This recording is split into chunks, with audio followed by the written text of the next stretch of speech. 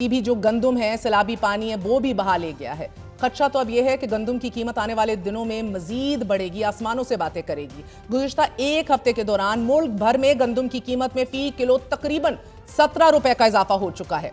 आटे की कीमत में भी बतदरीज इजाफा होता जा रहा है। इसके अलावा कपास के काश्तकारों ने भी यह खदशा जाहिर कर दिया है कि कपास की कच्ची फसल इस वक्त 3200 से 3600 रुपए फी मन खुलने की उम्मीद थी, मगर सैलाबी नुकसान के बाद यह कीमत 5000 तक पहुंच सकती है।